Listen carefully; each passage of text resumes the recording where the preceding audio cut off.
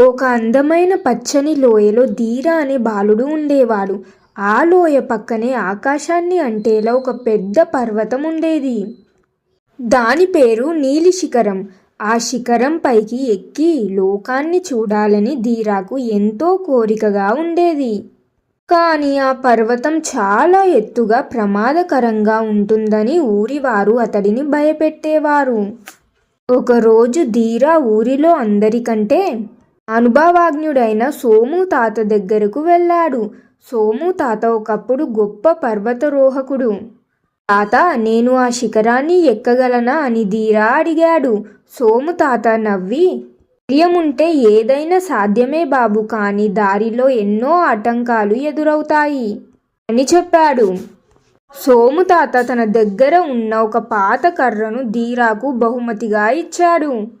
ఇది నీకు తోడుగా ఉంటుంది. అడుగు తడబడినప్పుడు ఈ కర్ర నిన్ను నిలబెడుతుంది. గుర్తుంచుకో, విజయం శిఖరం పైన లేదు, నువ్వు వేసే ప్రతి అడుగులో ఉంది అని దీవించాడు. ధీర ఆ కర్రను గట్టిగా పట్టుకొని ప్రయాణానికి సిద్ధమయ్యాడు.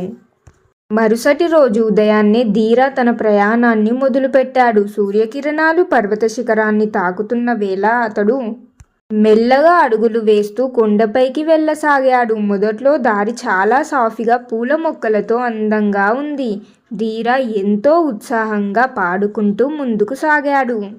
కొద్దిసేపటి తర్వాత దారి కఠినంగా మారింది. పెద్ద పెద్ద రాళ్ళు, లోతైన లోయలు అతడిని భయపెట్టసాగాయి.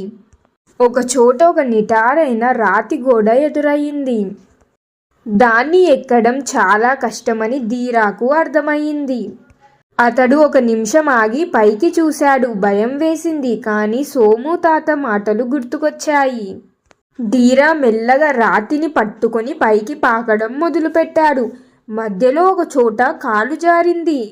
గుండె వేగంగా కొట్టుకుంది. కానీ అతడు కర్రను గట్టిగా అణిచి తనని తాను నిలబెట్టుకున్నాడు. నేను వెనక్కి తగ్గను అని తనలో తాను చెప్పుకుంటూ మళ్ళీ ప్రయత్నించాడు.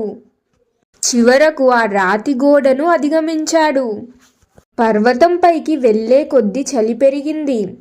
పొగమంచు కమ్మేయడంతో దారి సరిగ్గా కనిపించడం లేదు. అప్పుడు ధీరాకు ఒక అడవి మేక కనిపించింది. అది ఎంతో నైపుణ్యంతో రాళ్లపై దూకుతూ వెళ్తుంది. ధీర ఆ మేకను గమనిస్తూ అది వెళ్తున్న దారిలోనే జాగ్రత్తగా అడుగులు వేశాడు. గాలి వేగంగా వీస్తుంది. ధీర ఒళ్ళంతా చలితో వణికిపోతుంది. ఇక నా వల్ల కాదు, తిరిగి వెళ్ళిపోదామా అని ఒక క్షణం ఆలోచించాడు. కానీ తాను ఇంత దూరం వచ్చిన కష్టాన్ని గుర్తు చేసుకున్నాడు. ఒక్కొక్క అడుగు వేస్తూ శ్వాస పీల్చుకుంటూ ముందుకు సాగాడు. ఓటమిని ఒప్పుకోవడానికి అతడి మనసు సిద్ధంగా లేదు. చివరకు ధీర శిఖరాగ్రానికి చేరుకున్నాడు. అక్కడి నుండి చూస్తే ప్రపంచమంతా తన పాదాల కింద ఉన్నట్లు అనిపించింది. అనగా కింద మొత్తం అద్భుతంగా కనిపిస్తుంది.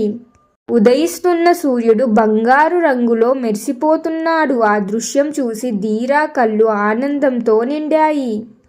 తాను పడ్డ కష్టమంతా అందమైన దృశ్యం ముందు చిన్నదిగా అనిపించింది. ధీర తిరిగి తన గ్రామానికి చేరుకున్నాడు. ఇప్పుడు అతడి ముఖంలో ఒక కొత్త వెలుగు, ఆత్మవిశ్వాసం ఉన్నాయి. ఊరి పిల్లలందరూ అతడి చుట్టూ చేరి అతడి సాహసగాథను వినసాగారు. ధైర్యం అంటే భయం లేకపోవడం కాదు, భయాన్ని జయించి ముందుకు సాగడమే అని ధీర చిన్నారి సిరికి చెప్పాడు. Moral of the story. ఈ కథ ద్వారా నేను మీకు తెలపాలనుకున్న నీతి ఏమిటంటే, లక్ష్య సాధనలో ఎదురయ్యే అడ్డంకులు నిన్ను ఆపడానికి వచ్చేవి కావు, నీలో ఎంత పట్టుదల ఉందో నీకే నిరూపించడానికి వచ్చేవి. భయం లేకపోవడం ధైర్యం కాదు, భయాన్ని జయించి ముందడుగు వేయడమే నిజమైన సాహసం. సోము తాత ఇచ్చిన కర్ర ఒక సాధనం మాత్రమే, కానీ నేను సాధించగలను అన్న ధీర ఆత్మవిశ్వాసమే అతడిని శిఖరం ఎక్కించింది. నీపై నీకు నమ్మకం ఉంటే సామాన్యమైన వస్తువు కూడా గొప్ప ఆయుధంగా మారుతుంది. గమ్యాన్ని చేరడం ఒక గెలుపు అయితే ఆ దారిలో ఎదురైన చలిని, అలసటను తట్టుకొని నిలబడటం ఒక వ్యక్తిత్వం. ఆ కష్టాలే ఒక సామాన్యుడిని సాహసిగా మారుస్తాయి. దారి తెలిసినప్పుడు నిరాశపడకుండా చుట్టూ ఉన్న ప్రకృతిని అనగా ధీర మేకను చూసి ఎలా అయితే దారిని వెతుక్కున్నాడో అలాగే నీకు ఎదురయ్యే ప్రతి సమస్యలోనూ ఒక పరిష్కారం దాగి ఉంటుందని ఈ కథ మనకు చెబుతుంది. చరిత్ర చదివేవాడిగా మిగిలిపోవాలా లేదా చరిత్ర సృష్టించే వ్యక్తిగా ఎదగాలా అనేది కష్టకాలంలో నువ్వు వెనక్కి తిరగకుండా వేసే ముందడుగు పైనే ఆధారపడి ఉంటుంది. సో మీరేమంటారు ఫ్రెండ్స్? ఈ కథ మీకు ఎలా అనిపించింది? నచ్చిందా? ఎలా ఉంది అనేది మీ అభిప్రాయాన్ని కామెంట్స్లో తెలియజేయండి.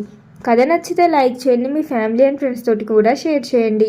ఇంకెన్నో మంచి కథల కోసం ఇప్పుడే మన ఛానల్ని సబ్స్క్రైబ్ చేయండి. ఇంకొక మంచి కథతో మళ్ళీ కలుద్దాం. ధన్యవాదాలు.